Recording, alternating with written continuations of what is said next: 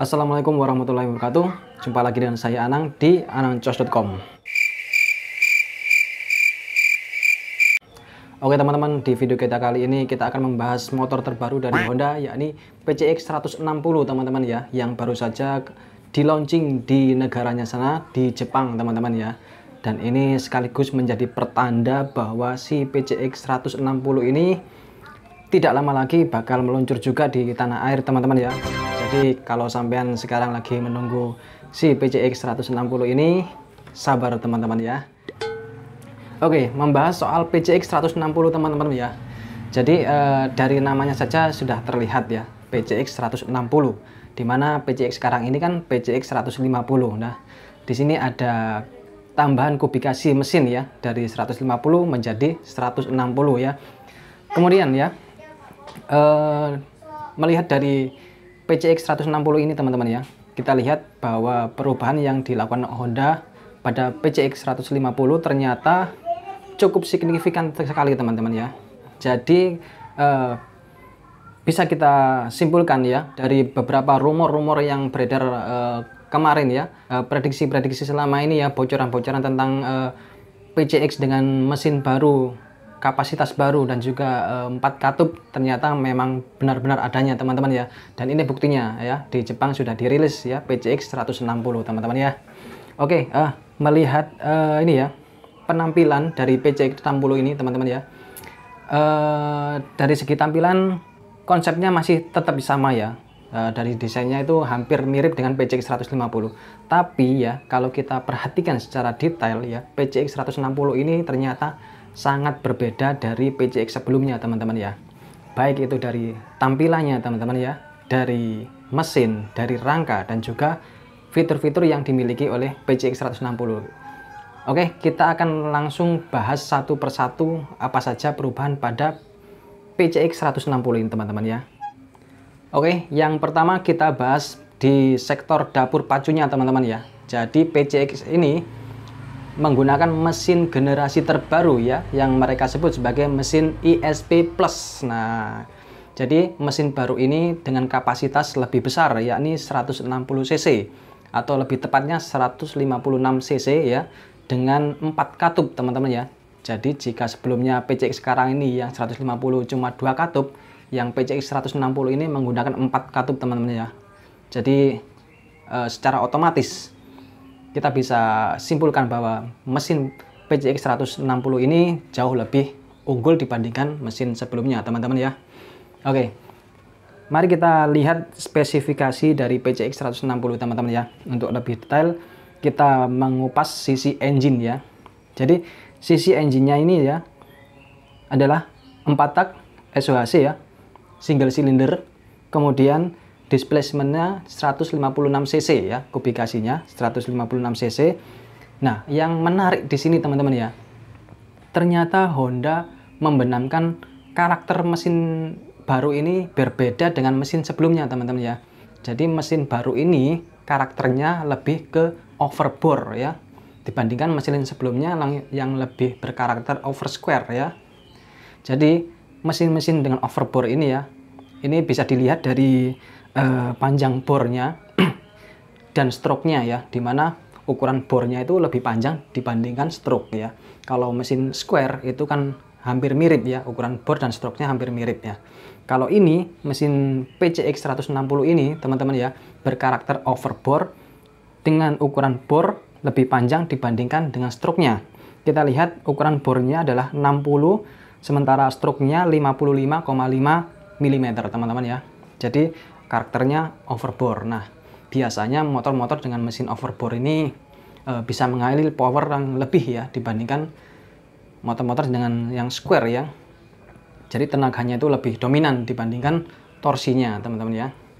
Nah, kemudian ya, selain bor dan stroke-nya ini ya, yang kemungkinan bisa menjadi pemicu naiknya performa dari PCX 160 ini adalah kompresi rasio ya. Rasio kompresinya, rasio kompresi mesinnya kini ditingkatkan menjadi 12. Nah, jadi lebih tinggi rasio kompresinya dibandingkan PCX yang sebelumnya ya, atau yang 150 teman-teman ya. Sehingga kita bisa melihat hasil power maksimalnya mencapai 12 kW atau 16,09 horsepower ya pada 8000 rpm. Nah, kemudian torsi maksimalnya ya bisa mencapai 15 Nm ya pada 6500 rpm. Nah, dari spesifikasinya ini ya, power maksimum dan torsi maksimum, jika kita bandingkan dengan PCX yang sebelumnya teman-teman ya, jauh lebih unggul yang PCX 160 ini teman-teman ya, pada RPM yang sama ya. Jadi powernya lebih tinggi pada RPM yang sama, begitu juga dengan torsinya ya. Torsinya pada RPM yang sama, PCX 160 ini unggul jauh dibandingkan PCX sebelumnya teman-teman ya. Nah, itu untuk soal mesin teman-teman ya. Sekarang kita ke bagian rangka. Nah, rangka ini kan hubungannya dengan handling ya, handling dan juga ergonomi ya, dan juga ini ya, kelincahan motor. Nah, di PCX 160 ini ternyata ya, meskipun secara konsep desainnya itu mirip atau hampir sama teman-teman ya, tapi Honda ternyata menggunakan jenis rangkanya ini agak berbeda teman-teman ya. Sama-sama underbone, tapi jika sampean lihat ya, di samping perbandingan rangka PCX 150 dan PCX 160 ini, ternyata rangka di PCX 160 ini lebih minim sambungan teman-teman ya. Sampean bisa lihat di situ perbandingannya ya. Jadi rangkanya di PCX 160 ini lebih minim sambungan. Nah, ini efeknya tentunya pada bobot motor ya, bisa lebih efisien ya untuk mengurangi bobot motor teman-teman ya. Dan kemudian ya, dengan model rangka baru ini ternyata kapasitas bagasinya juga meningkat teman-teman ya. Yang sebelumnya 28 liter ya, sekarang menjadi 30 liter. Nah, mantap banget teman-teman ya. 28 liter itu aja kalau menurut saya sudah gede banget ya, bisa helm 2 masuk ya. Nah, ini sudah besar 30 liter teman-teman ya. Kebayang nggak ya seperti apa besarnya bagasinya ini ya. Jadi kalau untuk membawa barang banyak ini tentunya lebih apa ya, lebih gampang lah ya, lebih mudah untuk membawa barang banyak ya dengan PCX 160 ini. Kemudian kapasitas tangkinya menjadi 8,1 liter ya. Kapasitas tangki bensinnya kini menjadi 8,1 liter teman-teman ya. Dengan kapasitas segitu sudah cukup lah ya teman-teman ya, bisa mengakomodasi motor untuk perjalanan jauh ya, tanpa harus sering isi ulang bensin teman-teman ya.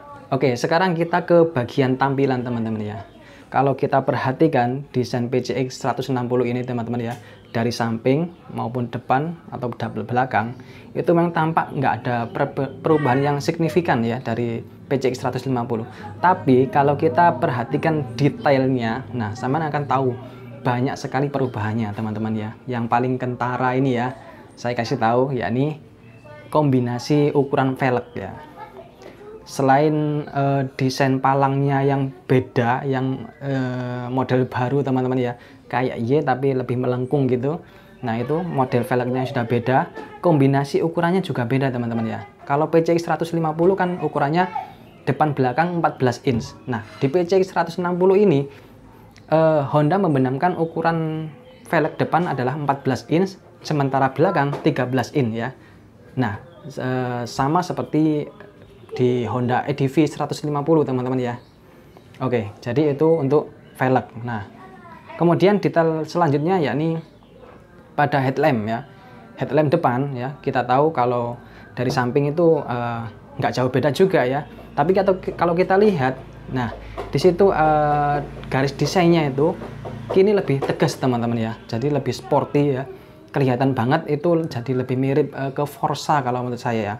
Jadi lebih tegas. Kalau yang kemarin itu kan lebih meliuk gitu ya, kayak alis gitu ya. Kalau yang ini lebih kesannya lebih sporty teman-teman ya. Garis-garisnya itu lebih tegas. Nah, kemudian dan juga bagian belakang. Nah, bagian lampu LED yang membentuk huruf X ya, itu kini juga direvisi teman-teman ya, sedikit revisi, dan tampilannya jauh lebih fresh ya tentunya teman-teman ya.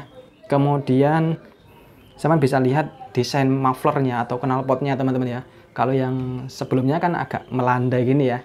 Nah, di PCX 160 ini teman-teman ya, sama bisa lihat desain mufflernya itu lebih mendongak ke atas. Nah, meskipun nggak se ekstrim kayak EDV ya, tapi ini sudah lebih sporty dibandingkan versi sebelumnya.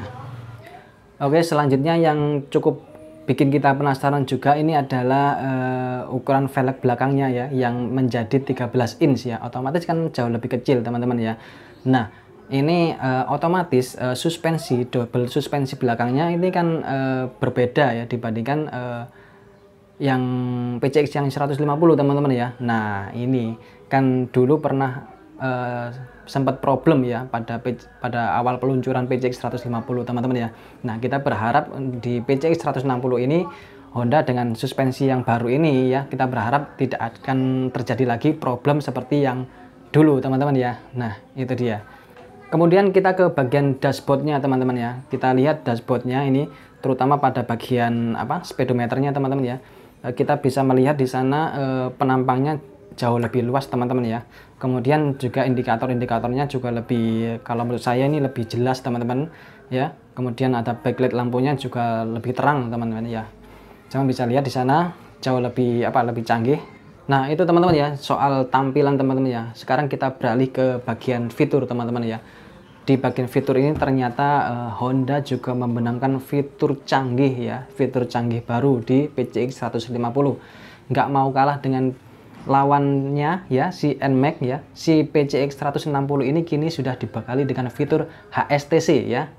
Ini fitur ini adalah mirip dengan kontrol traksi teman-teman ya, sama lah ya, cuma beda nama aja tapi fungsinya sama ya. Ini untuk anti slip ban belakang teman-teman ya, biar nggak slip ketika melewati jalan yang licin teman-teman ya. Itu adalah fitur kontrol traksi. Dan kemudian juga biasanya di Indonesia kan dua versi teman-teman ya, versi ABS dan juga non ABS teman-teman ya. Dan PCX ini juga dilengkapi dengan fitur ABS ya, bagian depan saja ya, atau single channel teman-teman ya. Jadi lebih pengereman jauh lebih lebih advance ya. Oke, jadi demikianlah ya tentang PCX 160 ya, yang baru saja di launching di Jepang teman-teman ya. Nah, kita berharap di Indonesia juga akan segera menyusul PCX 160 ini ya, segera dirilis di tanah air ya, karena sudah banyak teman-teman biker di tanah air kita ini sudah menanti-nanti kedatangan si PCX ini ya. Oke, demikian teman-teman ya. Terima kasih sudah menyaksikan video saya. Jangan lupa like dan subscribe ya. Jangan lupa komentarnya. Saya akhiri, wassalamualaikum warahmatullahi wabarakatuh.